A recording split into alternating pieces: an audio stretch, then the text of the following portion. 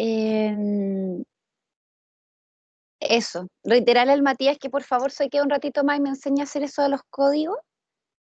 Recuerden que la próxima semana no hay clases, ¿ya? Y que nos veríamos entonces la subsiguiente, ¿sí? Eh, Voy a continuar entonces. Bueno, ya revisando lo que son los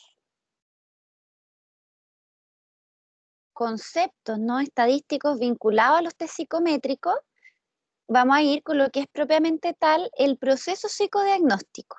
¿Mm? Recuerden que en este proceso psicodiagnóstico se va a contemplar tanto las pruebas psicométricas como las pruebas proyectivas. ¿Mm?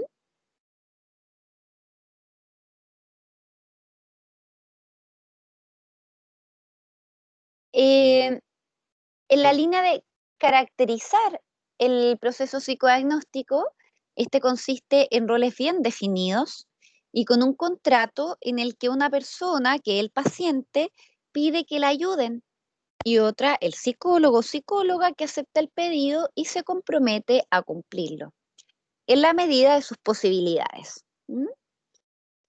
Son roles muy definidos, ¿sí? Que por ende va a marcar cierta asimetría, ¿no? Es como uno está en el lugar de aplicar y el otro está en el lugar de examinado.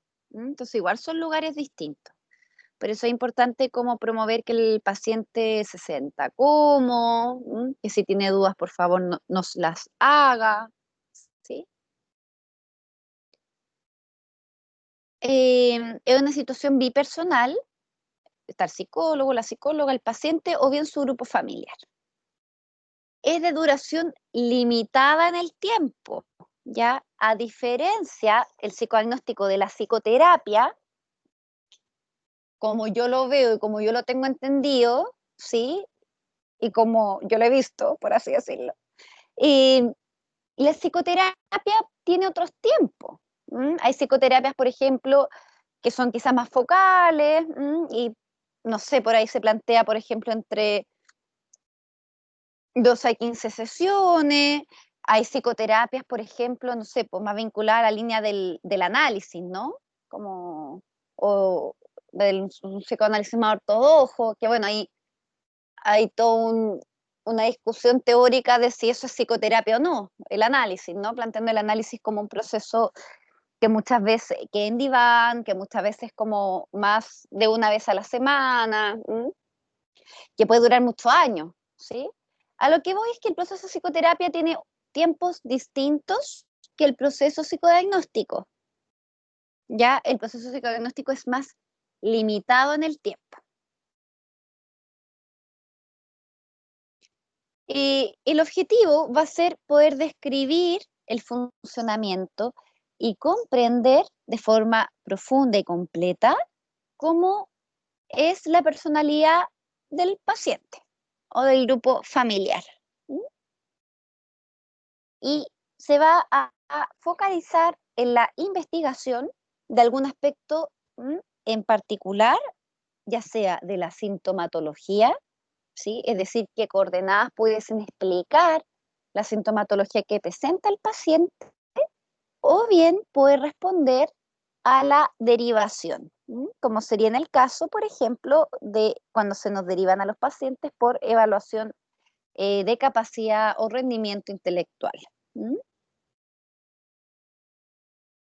Es importante en términos de objetivo del proceso poder explicar la dinámica del caso tal y como aparece en el material recogido, pero integrándolo en un cuadro total. Es decir, es importante considerar el motivo de consulta, el motivo de derivación, los antecedentes relevantes, la anamnesis, en caso que se aplique la anamnesis, porque toda esta información que recopilamos em, tenemos que articularla con las respuestas que nos entregue la persona en la aplicación de los test. Eh, Uno debiese armar un panorama completo de aspectos positivos, positivos, adaptativos de los recursos, como también de aquellos aspectos que pueden hablar de alteraciones, ciertos conflictos, patologías. ¿Mm? Se elaboran recomendaciones terapéuticas, entonces la idea es que ustedes terminando el proceso psicodiagnóstico puedan recomendar, ¿sí? Ya sea, por ejemplo, no sé, psicoterapia individual breve, ¿sí? Puede ser, ¿no? O focalizada breve. Pueden recomendar psicoterapia pareja, psicoterapia familiar o también derivación a otras especialidades. Por ejemplo, psiquiatría, neurología, terapia ocupacional, psicopedagogía, ¿sí? Dependiendo de las particularidades que ustedes pesquisen en el caso. ¿Mm? Profe, Dígame. ¿cómo hacer esta recomendación o derivación sin categorizar al paciente con alguna patología? Porque siento que al hacerlo como que igual, por ejemplo, al decir a una persona, tú tienes depresión, igual hace que la persona tome conductas más depresivas o no. O sea, primero quiero distinguir algo, Catalina, y en esto voy a ser como bien directa. En términos estrictos, en lo que es, por ejemplo, el auge o el GES de depresión, no vale mucho el diagnóstico de profesionales que no sean médicos, ¿sí? Entonces, si bien uno pudiese diagnosticar muy bien una depresión clínica, para que entre, por ejemplo, a las prestaciones del GES, tiene que ser por algún médico, ¿ya? Quisiera hacer esa distinción primero. En un segundo lugar, tenemos que distinguir entre cuadros clínicos, ¿verdad?, depresivos, que yo creo que si uno no los pesquisa y no los diagnostica, ¿sí?, independiente de si ingresa o no al GES, por eso le digo, es como en otro nivel, en otro registro, es importante que tenga las prestaciones, po. No vaya a ser que por no categorizar la persona no las tenga, ¿cachai? Bueno, es una trampilla que hay un poquito como para el acceso a las prestaciones, ya sea de psicoterapia o de otro. Pero yo creo que si vemos una persona que está muy deprimida, no tendría por qué ser contraproducente eh, comentárselo, ¿no? Como si es que estamos en una fase de evaluación diagnóstica, por ejemplo, ¿sí? Y si queremos confirmar el diagnóstico con un psiquiatra, poder derivarla o derivarlo. Pero yo creo que siempre es bueno como ser bien explícito en eso con el paciente, ¿eh? Más que, no sé si eso contribuye o no a que el paciente se sugestione. ¿Mm? Pero creo que sería muy complejo que, por ejemplo, sospechemos de un trastorno bipolar y nos quedemos callados para no estigmatizar, ¿sí? Creo que podría ser incluso a mi parecer, una conducta algo negligente eso. ¿Mm? Pero yo lo veo en casos quizás como más severos de trastorno psiquiátrico. Y bueno, efectivamente, de hecho, el VAIS y el VISC categorizan, ¿sí? Dan un CI, se entrega un cierto rango de desempeño. Aquí estamos en el lado la psicometría es como una parte más dura de lo que es la psicología, ¿sí? Eso.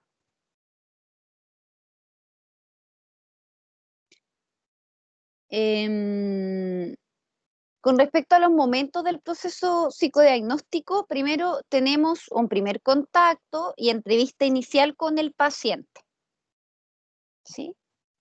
No podemos administrar un test, ningún tipo de test, si es que no tenemos una entrevista con el paciente. Recuerden, la entrevista es una herramienta clínica, no es solamente conversar en la buena ondi, no. Es un espacio que puede durar más de una sesión, ¿no? Puede ser uno o dos, ¿sí? Si es que ustedes creen que como no hay suficiente información o hay que confirmar quizá o precisar alguna información, ¿sí? Pero la entrevista clínica es una herramienta. Posterior a estas entrevistas, primeras entrevistas, ahí ustedes pueden escoger qué batería de test van a aplicar para luego aplicarlas, ¿sí? El tema de la administración de los test, la verdad es que a priori no podemos saber cuánto nos va a demorar, ¿m? Porque, por ejemplo, hay situaciones en las que un VICE se puede aplicar en 2 sesiones, porque es muy largo, ¿sí? Hay veces que, por ejemplo, no sé, quizás queremos aplicar un Rorschach más otro test. Entonces, no piensen como que la administración del test es solo una sesión, puede ser más de una. ¿Mm? Y por último, bueno, no, en verdad, todavía queda un poquito. Después, uno cierra este proceso en una instancia que se llama devolución de la información, ¿sí? Con devolución oral. ¿De qué? De los resultados que aparecieron en los test. ¿Mm? Es importante que recuerden que la devolución, es decir, este cierre, es igual de relevante que la administración del test. El proceso psicodiagnóstico no se cierra si no hay una devolución al paciente. Está muy como estudiado que cuando los pacientes no tienen la instancia de devolución de la información, sienten como que les robaron algo, ¿sí? Así como, oye, me entregué este test, ¿sí? Y no me dicen nada, entonces es como que incrementa un poquito la ansiedad paranoide. Entonces siempre, siempre, siempre hay que hacer el proceso de devolución. ¿Mm? Y hay ciertas técnicas de devolución oral al paciente, ¿sí? Cuando uno recién sale, está más nervioso, uno tiende a leerle el informe al paciente. El informe que uno elabora no es necesario, ¿sí? La idea es que ustedes puedan resaltar algunos puntos más llamativos de los resultados, que puedan vincularse más al motivo de consulta, ¿verdad? Cierto antecedente entregado, y eso ustedes lo van conversando con el paciente. ¿Mm? Entonces, ustedes pueden considerar incluso el mismo proceso de devolución de la información como una instancia evaluativa. Y por último, ustedes tendrán que elaborar un informe que tiene una serie de, o sea, tiene una estructura, eh, y que es importante que cumpla con esa estructura, es importante que no sea tan extenso tampoco en general. El problema de los informes psicológicos muchas veces que tienden a ser demasiado amplios. Entonces siempre es como, o sea, yo creo que es muy importante esto, la capacidad de análisis y síntesis de la información. ¿Mm? Y cuando dice escrito al remitente es a la persona que deriva, principalmente. ¿Mm? Eso. Hasta acá, ¿alguna pregunta?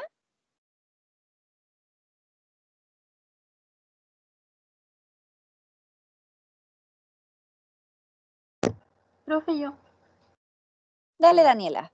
es que estoy como media confundida porque usted dijo que este proceso igual tiene un tiempo limitado, Sí. pero no sé, pues en el proceso psicodiagnóstico de repente igual se pueden diagnosticar ciertos trastornos, cosas así, y de repente igual hay trastornos que son como muy complejos de diagnosticar. Sí. Entonces, el proceso se extendería en ese caso, ¿no? En vez de dar un diagnóstico que quizás no es tan conciso. Mira, Daniela, yo te lo voy a plantear en esta lógica. Yo creo que el diagnóstico psiquiátrico debiese hacerlo un psiquiatra. Entonces estamos hablando, ponte tú, que tú en el proceso psicodiagnóstico aparecen indicadores de que de que el paciente está hipomaníaco. Lo puedes derivar al psiquiatra previamente acordado con el paciente, ¿sí? No es como que uno llega, oiga, ya lo derivo, uno lo conversa, lo plantea, lo trabaja. Y es el psiquiatra el que hace el diagnóstico de TAB, por ejemplo, de trastorno anímico bipolar. Uno también lo puede hacer, pero insisto, nosotros hacemos diagnósticos psicológicos que tienen como, por así decirlo, otras particularidades. Nosotros vamos a intentar comprender por qué la persona funciona tal como funciona, considerando no incluso el diagnóstico psiquiátrico, ¿cachai? Como que yo en eso comulgo igual con un poco lo que decía la Catalina, es como, en parte, si bien trabajamos con diagnósticos psiquiátricos, nosotros no, como en parte, ¿no? No es que la terapia vaya a un trastorno psiquiátrico, va a una persona, ¿verdad? Y esa persona tiene una historia vital, tiene cierto modo de resolver sus problemas, cierto modo de vincularse con otros, y eso es lo que los psicólogos vamos a intervenir, ¿sí? Entonces, yo estoy de acuerdo contigo, Daniela. Hay diagnóstico en psiquiatría que, de hecho, que es una de las cosas más emblemáticas de la psiquiatría, ¿sí? Que muchas veces hay como más de un diagnóstico. ¿Mm? Y es porque justamente, por ejemplo, te voy a poner un ejemplo, en el TAB, en la bipolaridad, tiene que haber al menos un episodio de depresión, ¿no? Y al menos uno de manía o hipomanía. Entonces, si ese episodio no está, ponte todo el de manía, podría quedar perfectamente consignado al paciente como una depresión o con una depresión. ¿Mm? Y no sé, se hace un viraje con algún fármaco y comienza con sintomatología hipomaníaca, mira, entonces sí, efectivamente los diagnósticos de psiquiatría tienen esto de que pueden ir variando, ¿sí? Son como una fotografía del momento. Pero eso, Daniela, es como que el diagnóstico, o sea, el diagnóstico psicológico tiene otras particularidades, ¿m? Que tienen que ver más como con el funcionamiento del sujeto, con poder entregar una mirada comprensiva de aquellos aspectos adaptativos y patológicos que están en la persona. ¿M? Ya, gracias, profe. Sí, lo que Por pasa es eso, que yo ¿ah? estaba como mezclando un poco más las dos cosas, así que por eso me enredé un poco. Sí. Uno tiende a mezclarlas, Daniela, no te preocupes, ahí hay muchos términos de psiquiatría que se ocupan en la psicología y viceversa. Entonces, sí, hay que distinguir como los campos que si bien son disciplinas que dialogan bastante, tienen su... Y claro, Daniela, en teoría después de un proceso psicodiagnóstico, no sé, pues tú bien podrías derivar a psicoterapia, por ejemplo. ¿Mm? Sí, ahí puedes trabajar quizás aspectos de forma más profunda. Este otro aspecto, el encuadre. El encuadre es muy importante, no lo pescamos mucho, yo creo que uno no lo pesca hasta que ve paciente, porque en verdad el encuadre es como, lo es todo, por así decirlo. Es lo que te permite el trabajo psicoterapéutico, o en este caso psicodiagnóstico. ¿M? Tiene que ver con acuerdos, ¿sí? Con acuerdos de un horario en particular, de una frecuencia, ¿sí? Si la persona no cumple el encuadre y, por ejemplo, quedamos en que la otra persona, la otra semana le aplico el VICE y no viene, ¿qué hago con el proceso psicodiagnóstico? No, tengo que reagendar, ¿no? Pero si me cambia 3, 4 veces, no puedo continuar con el proceso psicodiagnóstico. ¿Mm? Entonces, el encuadre es súper importante porque es como casi como las condiciones básicas para mantener el proceso. ¿Mm? Entonces es importante aclarar los roles, ¿sí? La naturaleza y el límite de la función que desempeña cada parte integrante. Ahí hay un tema súper interesante, ¿no? Que es como, por ejemplo, en la consulta particular. Si uno atiende a un paciente, como, no sé, el tema del WhatsApp, ¿sí? Hay pacientes que uno les dice, oye, no sé, pues cualquier cosita me escribes, hay otros que no, uno no les dice eso, por ejemplo. Y todas esas son como decisiones que uno va tomando dependiendo de las particularidades del paciente. ¿Mm? El lugar donde se va a realizar el proceso, el horario y la duración del mismo, en términos aproximados. En un psicodiagnóstico tienen que contemplar al menos, pero por lo bajo, 3 sesiones. Primera entrevista, pensemos que aplican solo un test en una sesión, y la de devolución, es decir, por lo bajo 3 sesiones. ¿Mm? Y uno lo que ve en la práctica es que esto puede variar, pues, entre 4 a 6 sesiones, ¿sí? Sí, en la primera entrevista yo siento que hay aspectos que hay que seguir profundizando, o en el caso infanto-juvenil quizá es importante citar o entrevistar a otro miembro de la familia. ¿Mm? Los honorarios, sí, yo creo que esto es un tema súper complejo también, como cuál es el valor del trabajo que uno hace y cuál es el valor de la aplicación de un test, ¿sí? Ahí ustedes pueden encontrar en el colegio de psicólogos como los valores referenciales, ¿sí? Eh, eso. Y no, es difícil definirlo con mayor precisión, ¿m? Porque el contenido y el modo de su formulación van a depender de las características de los pacientes, en el caso infanto-juvenil del paciente y de los padres. ¿M? Pero es súper importante el encuadre, porque en algún punto, si la persona no viene a la sesión, no podemos inventar datos. ¿M? No podemos inventar respuestas. Entonces, claro, sí. Eh, entonces, primero tenemos una fase de exploración, que utilizamos la entrevista y el examen mental. Primero, es importante recordar a qué tengo al frente, ¿no? Todo esto de la identificación. Yo les sugiero siempre cómo armar un genograma y también explorar el motivo de consulta. Pregunta, ¿qué es el examen mental?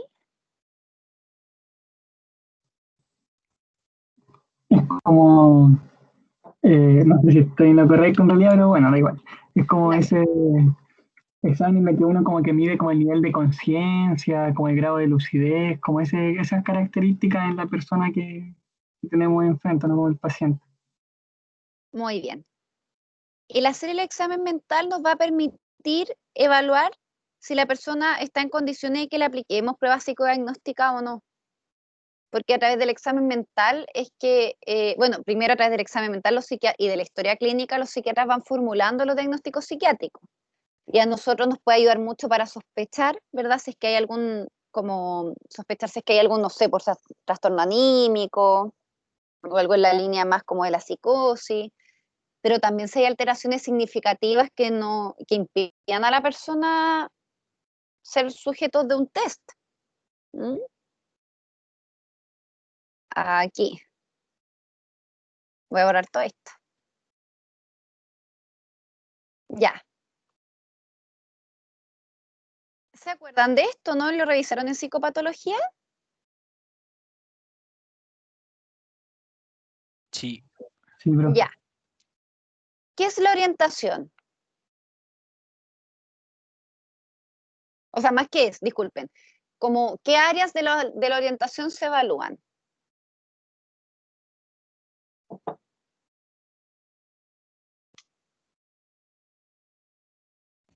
La Como la atención Eh, social. orientación. ¿Cómo? el tiempo, Temporo, el tiempo y el sí. espacio. Muy bien. ¿Qué más? La atención, quizás. No. No necesariamente. El espacio como, me acuerdo que había como espacio, no sé, como privado, algo así, no estoy segura.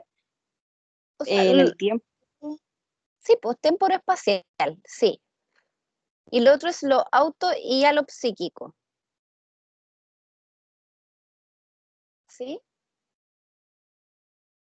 El espacial es que nos diga dónde está la persona, pues. ¿Dónde está? En qué comuna estamos? ¿En qué región? El temporo es que sepa, no sé, pues qué día, qué mes. Y esto tiene que ver con que pueda como reconocerse a sí mismo y reconocer a otro. Profe, ¿Sí? y también ahí está como si es que viene acorde como a la estación, si se Sí, comporta como acorde a la situación, ¿o no? bien, sí, tal cual. O sea, está súper bien, sí. Eso yo lo pondría, Josefina, como en un poquito como la impresión la descripción del paciente. Sí, si es que la vestimenta acorde a la estación, si por ejemplo, no sé, pues lleva el cabello largo, teñido, quizás con algún arito, con algún tipo de piercing, sí, como si la vestimenta, qué tipo de vestimenta es, de qué estilo, sí. La conciencia, ¿se acuerdan de por ejemplo, de las alteraciones cuantitativas de la conciencia?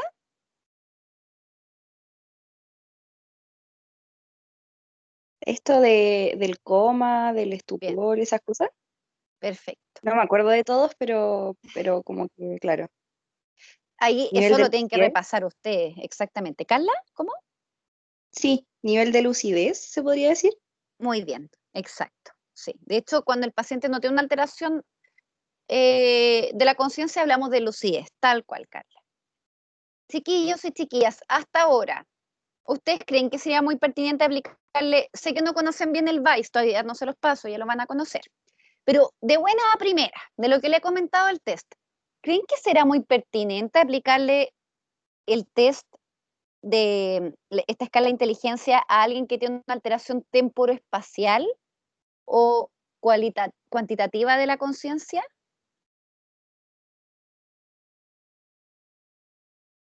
No, la verdad no. No creo. Sí, muy bien. Ah, no. No podemos ni entrevistarlo, po. O sea, disculpen, no, si O sea, está no sería capaz desorientado, de, sí. ¿Ah? ¿Cómo? no sería capaz de responder quizás tampoco. O sea, si está en estupor, sí, pues claro, no podría responder. ¿Mm? Sí, entonces, claro. Por eso es importante hacer el examen mental. Evaluar el estado psicopatológico del paciente. Miren, no solamente para la aplicación del test, sino también para realizar la entrevista. Si hay mucha alteración, quizá vamos a tener que entrevistar en ese momento a algún familiar, y si la persona está más compensada, poder entrevistarlo a él o a ella. La sensopercepción, ¿qué alteraciones hay acá?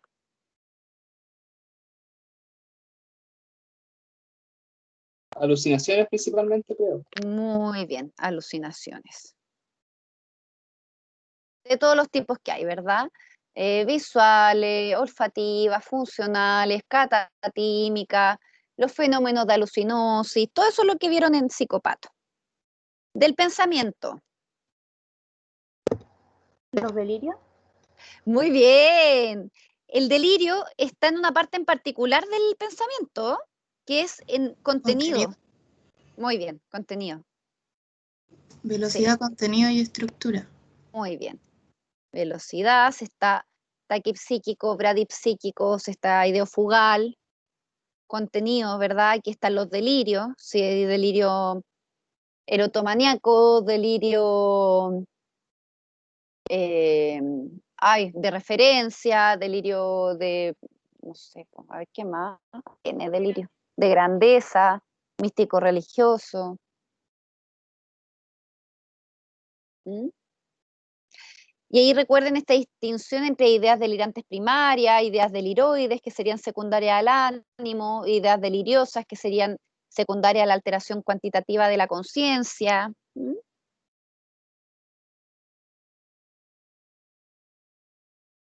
Estructura, como dijo la compañera, ¿qué va en estructura, estimadas y estimados? Creo que tiene que ver como con el grado de, por así decirlo, de argumentación que tendría la persona para respaldar la creencia que tiene, en el caso del delirio. Digo, si tiene como una argumentación muy extensa de por qué piensa lo que piensa, sería un delirio más bien estructurado. Pero si la persona, por ejemplo, te dice que piensa lo que piensa porque sí, entonces sería como un delirio no estructurado. Está súper bien lo que estás diciendo, Diego, pero sigue dentro de lo que es contenido, porque ahí aparecen, por ejemplo, ideas delirantes sistematizadas, estructuradas, que están floridas, sí, está súper buena la distinción, pero sigue siendo parte o de los delirios o de la idea sobrevalorada. Profe, era en relación Dígame. a la coherencia y la cohesión de las ideas que tenía el Perfecto, perfecto, Atenea. Perfecto. ¿Se acuerda de algunos conceptos, no? Creo que la fuga de ideas iba cuando una persona tenía simultáneas ideas y si esa persona te hablaba se podía referir a miles de cosas en una sola frase. ¿Eso Claro, podría ser? ahí Atenea yo me pregunto si la fuga de ideas tiene que ver más con la velocidad, ¿no? Ah, sí, también. Pero en términos conceptuales lo definiste súper bien. Ah, La ya. estructura, sí. ¿Le suena pensamiento circunstancial? Sí, yo me acordaba del pensamiento escamoteador, como de que el Perfecto, paciente tenía una actitud como posicionista a las preguntas o a la terapia en general. perfecto, exacto. Recuerda que el escamoteo tiene que ver con que la persona es como que como activa y voluntariamente intenta manipular sus respuestas, ¿sí? Como, claro, bien. Escamoteo circunstancial, ¿qué más? Yo me acuerdo del perseverante también. Perfecto, perseverante. Ese es muy común en los trastornos orgánicos, este pensamiento más perseverante. Les voy a poner un ejemplo. Yo sé que este ramo no es de psicopato, pero es que igual es importante el examen mental, ¿sí? Recuerdo un paciente que, por ejemplo, tú le preguntabas algo y respondía manzana. Hoy no sé cómo está manzana.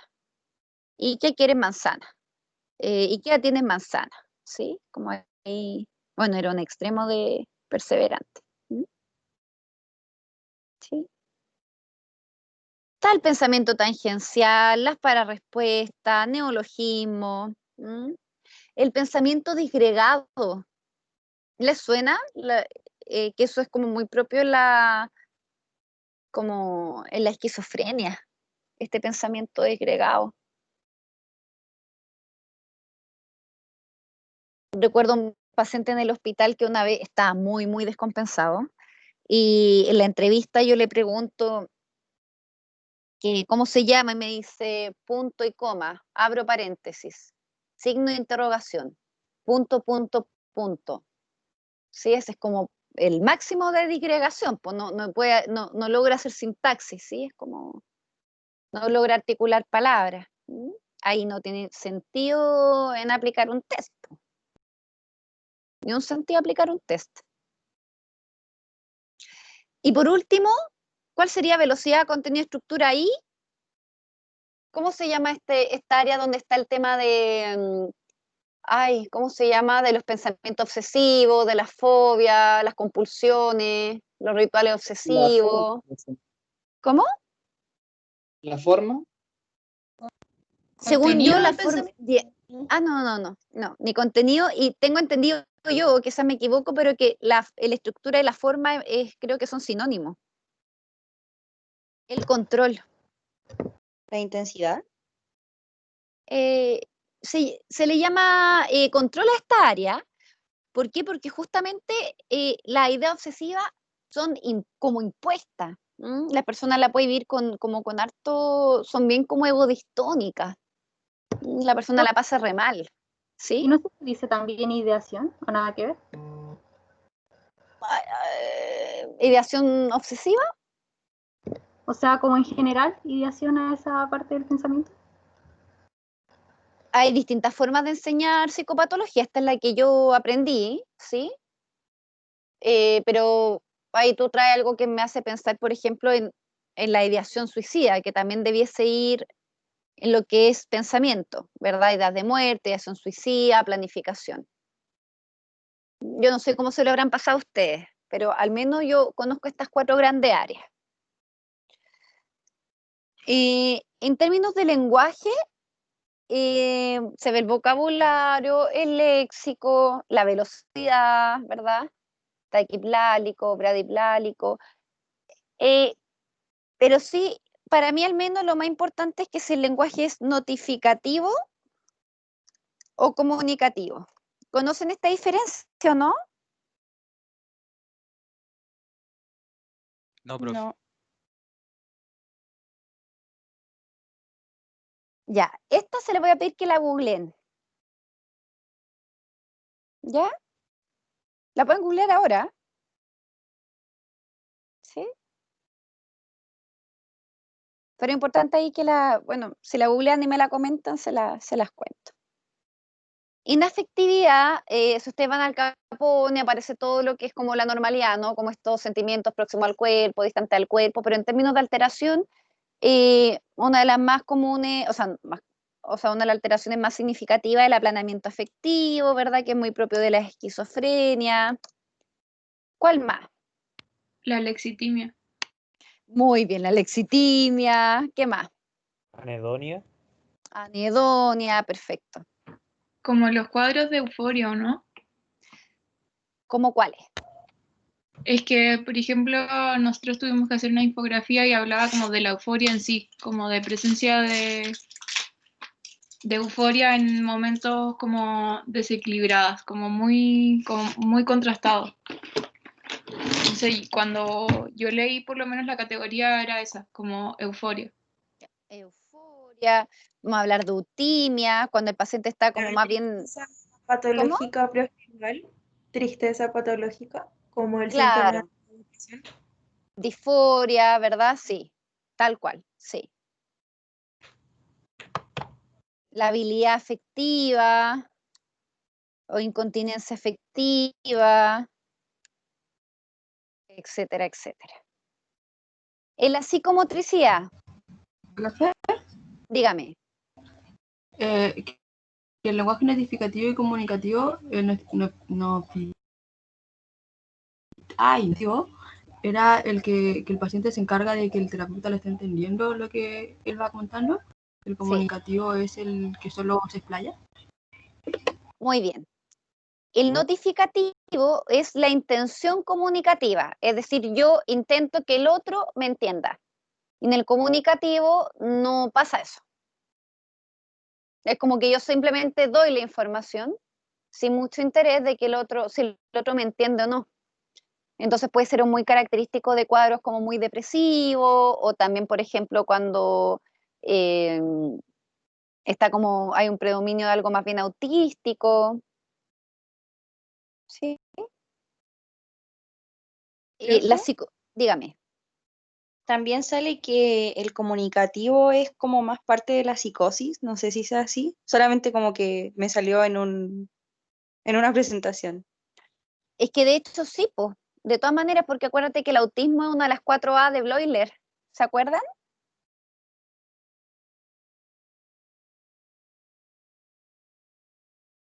Creo que no. Revisen las 4A de Bloiler, revísenlas, sí. Sí, entonces sí, está vinculado como a cuadros psicóticos. Por eso mencioné la palabra más bien autista, ¿no? Recuerden que el autismo puede ser o bien un diagnóstico dentro del trastorno del espectro autista o bien como una de las características de la sintomatología negativa en la esquizofrenia. Ya, en psicomotricidad tenemos desde inhibición psicomotora, hipomimia, la acaticia, cuando el paciente está facilitado, la ecopraxia, ¿verdad? Que imita como acciones efectuadas por otro, la ambitendencia, tics, entre otras. La exaltación y la agitación psicomotora también. ¿Sí? Ahí para que le peguen una revisada los conceptos de psicopatología. ¿La catatonia también entraría ahí? Sí, sí, también, exactamente. Sí. Y la memoria, bueno, ver en la memoria episódica, remota, ¿sí? Y la inteligencia, una de las formas de objetivar este apartado de inteligencia sería justamente a través de los tests que les voy a comentar.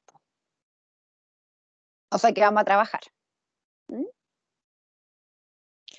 Un breve repaso del examen mental. Dígame. Me quedó volando una duda que no me acuerdo dónde estaba el insight. ¿Ese estaría en la conciencia? Ah, buena, sí, o sea, de hecho tú le puedes sumar al menos 2 más acá, que el juicio de realidad y claro, la capacidad de insight, sí, o si hay o no conciencia de enfermedad, noción de enfermedad, sí.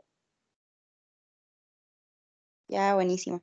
Sí, también son aspectos del examen mental, porque yo puedo tener una alteración en la sensopercepción, ¿no? Como una alucinación y todo, pero como enjuiciarla, como decir, veo al diablo, pero sé que no es el diablo, por ejemplo. ¿Verdad? Claro, como que tiene conciencia de la enfermedad. Exacto, tal cual. Sí, muy bien, Carla. También son lo que tú acabas de decir, elementos del examen mental.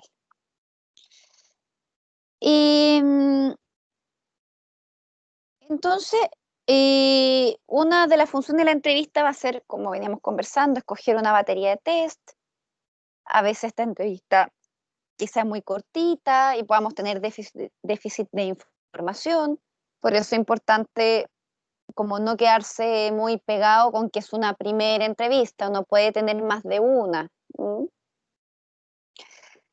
También tener ojo, porque si nosotros vamos a hacer solo el proceso psicodiagnóstico y no lo vamos a tomar al paciente para psicoterapia, igual hay que tener ojo con que se amplíe como en muchas sesiones de entrevista, porque puede ser que como que fortalezcamos tanto el vínculo con nosotros que quizá al paciente después se le torne difícil como abrirse de nuevo con otro con otro psicólogo, contarle lo mismo. Entonces también ojo ahí, ya es como, si bien es importante contar como con información para poder comprender y analizar los resultados del test, también como tener ojitos si es que nosotros no vamos a tomar al paciente. ¿Mm? Profe. ¿Sí? Pucha, esta pregunta es un poco más atrás, pero perdón. Dale nomás. En la sección del encuadre, eh, esa parte es meramente el acuerdo entre el paciente y el psicoterapeuta, ¿verdad? Y, Claro. y dentro de eso, ahí uno puede ya estar pensando, o sea, me imagino que sí, pero ocupar, ¿no? La transferencia y la contratransferencia como parte del encuadre, o eso ya es como algo más ajeno al encuadre mismo. Súper interesante tu pregunta, pues, José. Bueno, primero creo que no fue tan gratuito que hables del encuadre, porque lo que estamos diciendo acá ahora es parte del encuadre, ¿no? Es como decirle que nosotros estamos solo para el... Sí, en caso que solo lo tenemos para psicodiagnóstico, es importante que en el encuadre lo explicitemos. Entonces yo creo que no es tan raro ni tan distinta la pregunta, ¿no? Es como, esto es importante explicitarlo en el encuadre. ¿Sí? Como mira, el proceso psicodiagnóstico consiste en que te voy a hacer, te voy a entrevistar, quiero conocerte un poquito más, te voy a aplicar algunos test, ¿verdad? Después vamos a tener una sesión donde vamos a conversar bien de los resultados y luego posteriormente vamos a ver la pertinencia de que pueda, sí, así como a propósito de los resultados que se obtengan, si es, no sé, pues pertinente que inicie psicoterapia individual, ¿m? O de otra área, o una derivación de otra área. Primero que todo, sí, eso se explicita en el encuadre y técnicamente uno, particularmente, José, en los procesos de psicodiagnóstico con test proyectivos, uno ocupa mucho esta noción de transferencia y contratransferencia, harto, ¿ya? Y ahora saliéndome de lo que es el psicodiagnóstico y yéndome a la psicoterapia, justamente, José, el encuadre te ayuda mucho a interpretar. Entonces, si estoy jugando, José, imagínate, yo soy tu paciente, y me dice toda la semana ya Raiza a las 2 los días martes, y yo llego siempre media hora tarde, ¿sí?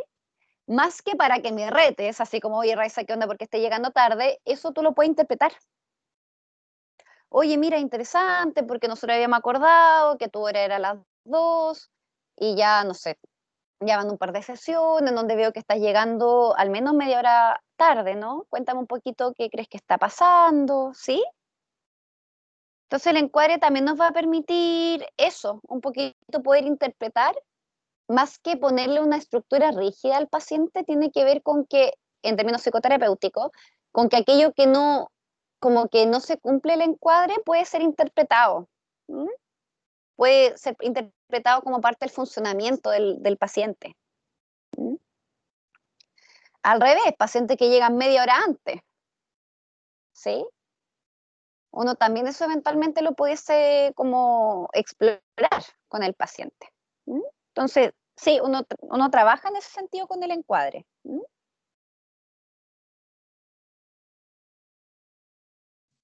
Claro que justamente dio el ejemplo así como en el que yo estaba pensando cuando hice la pregunta, porque tengo una conocida muy cercana que atiende pacientes. Ya.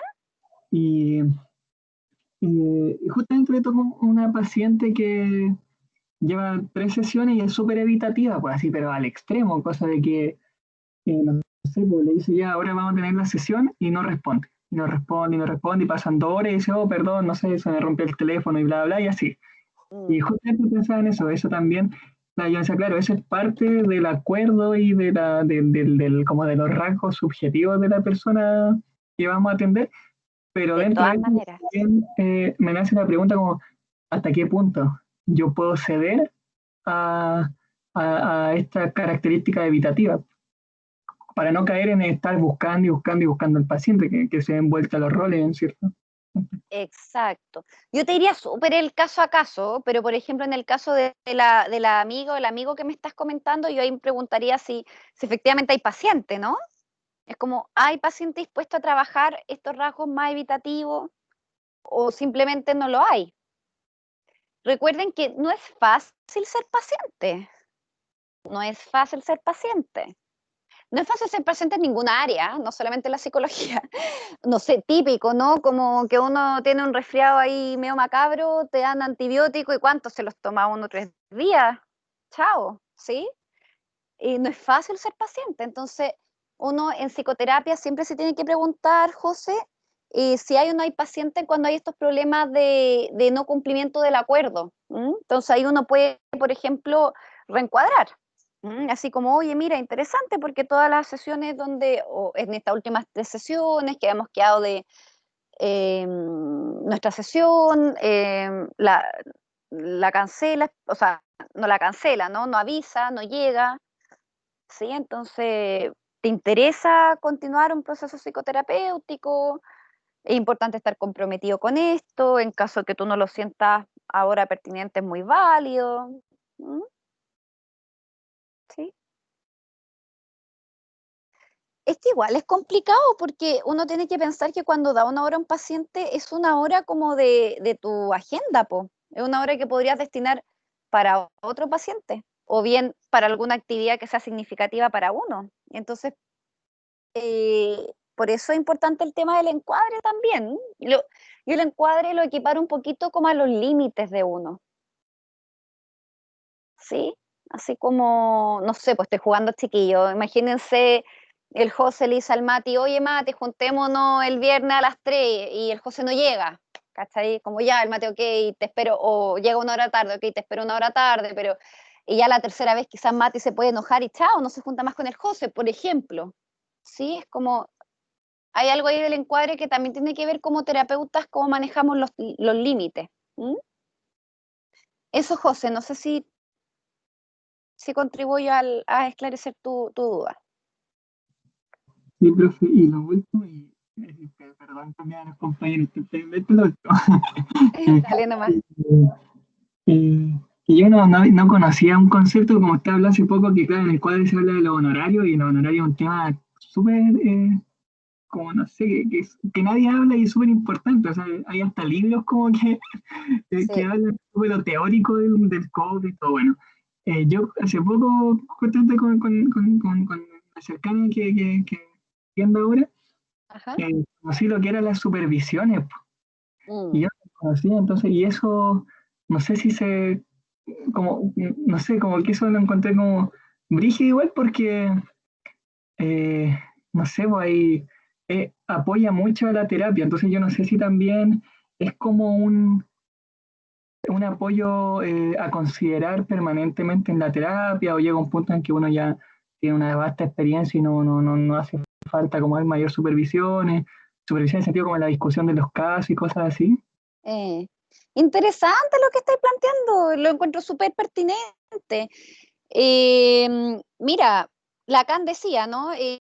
Un buen analista, ¿no? Llevémoslo al terapeuta. Un buen terapeuta tiene que tener una formación teórica importante, es decir, constantemente estar o en grupos de estudio, o estar estudiando, leyendo, ¿sí? Debiese estar con un análisis personal o con psicoterapia. Por eso es que los psicólogos clínicos en general hemos tenido psicoterapia en el cuerpo, ¿sí? O análisis en el cuerpo, ¿sí? Porque te ayuda, po, te ayuda a comprenderte mejor, quizás como por ahí comentaba el José, el tema de poder leer, quizás la contratransferencia, la transferencia, ¿sí? Y por último, José, la otra patita es la supervisión clínica. Y yo, pues también lo personal, ahora que desde que partió la pandemia estamos con atenciones online con los pacientes, sí, pues uno, o sea, bueno, y desde antes del online, pues uno supervisa, yo en lo personal tengo a mi supervisora, que es una psicoanalista que yo admiro mucho, que la he seguido un buen tiempo, entonces, y yo también superviso, por ejemplo. Sí, superviso ahí unas colegas, entonces, claro, ahí es como que todo este ejercicio te mantiene, por así decirlo, pensando, reflexionando sobre este quehacer. Sí, el quehacer clínico, psicoterapéutico, un quehacer muy, muy bonito, tiene harto, yo siento como de arte, ¿no? Es como que uno nunca sabe, ponte tú, puedes llevar 2 años con un paciente y uno nunca sabe cómo va a llegar la sesión. ¿Mm? Así que eso, efectivamente uno debiese estar supervisando, ¿sí? Eso. Aquí quisiera complementar una pregunta que hizo una de las compañeras, creo que era la Amalia, en el primer módulo, diferencias entre la aplicación de pruebas psicométricas, particularmente inteligencia, y de los test proyectivos. Como ustedes mismos dijeron, el material en los test proyectivos, en las pruebas psicométricas no es ambiguo, es súper estructurado. Tiene un contenido muy preciso. En las pruebas psicométricas, particularmente inteligencia, sí hay respuestas buenas y malas. Uno no se lo dice al examinado, pero sí hay. De hecho, hay criterios de suspensión de las subpruebas. Si se equivoca, por ejemplo, en una en 3, se suspende la subprueba, ¿sí? Cosa que no pasa en los test proyectivos o de personalidad. La prueba psicométrica implica una actitud mucho más directiva por parte del psicólogo. Ustedes tendrán que dar indicaciones, proponen tareas, indicar límites de tiempo.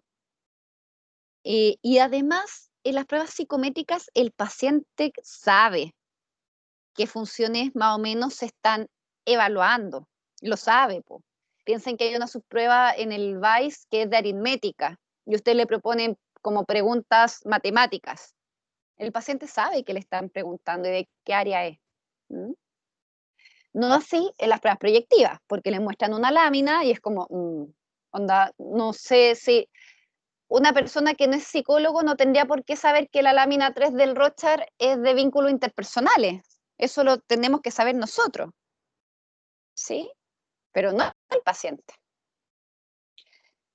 Y sugerencia, se aplica un test de inteligencia, nunca llegue y lo aplique. Conozca al paciente, dése su tiempo, compréndalo bien. Intente articular el motivo de derivación con el motivo de consulta. ¿Profe? Dígame. ¿Puede explicarlo de que hay respuestas buenas y malas en los test psicométricos? Una pregunta, del VAIS. Ya adelantemos un poquito, sí. Espérate, que estoy buscando acá el test.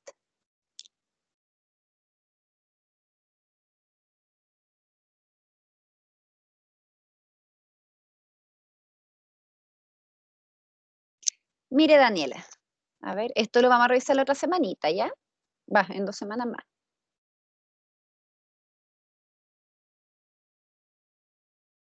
Ya. Hay una prueba que se llama analogías. En 2 semanitas más te voy a explicar con mucho detalle de qué se trata. Pero por ahora te voy a poner un reactivo. Entonces tú le tienes que decir al paciente, le voy a decir 2 palabras y usted me tiene que decir en qué se parecen. ¿Sí? Entonces, ¿en qué se parece un caballo a un tigre? Y un tigre. Entonces, mira aquí, Dani. La respuesta, si te dicen son animales, tienen 2 puntos. Es una respuesta correcta.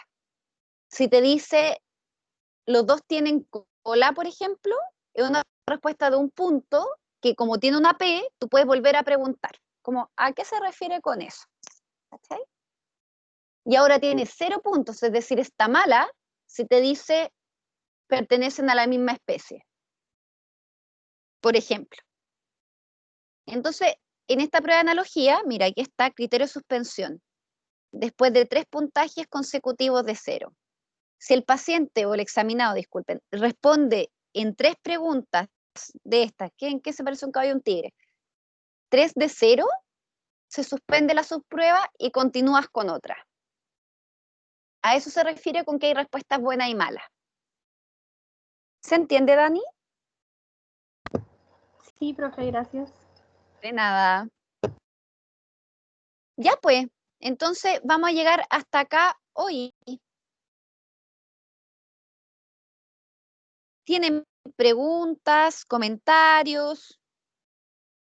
La Yasmina está con la manito arriba. Profe, una duda respecto al PowerPoint, si lo va a subir con lo del examen mental editado. Ah, como con las cositas que escribí. Sí. Y lo voy a subir con... Es que las borré para que ustedes dijeran. Ah, ya. Pero las voy a subir y Yasmina, en caso que usted quiera más material, Sí. yo he hecho este ramo, así que me lo pide. Ah, ya. ¿Ya? Sí. Muchas gracias. Hasta el ramo de psicopato. Sí. ¿Alguien más? Profe, Dígame. ¿cómo me puedo unir al equipo? Es que tengo esa duda porque no puedo ver el chat, por ejemplo. Me metí esta vez me metí por el aula virtual.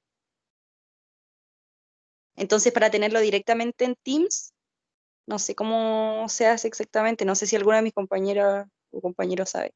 Carla, creo que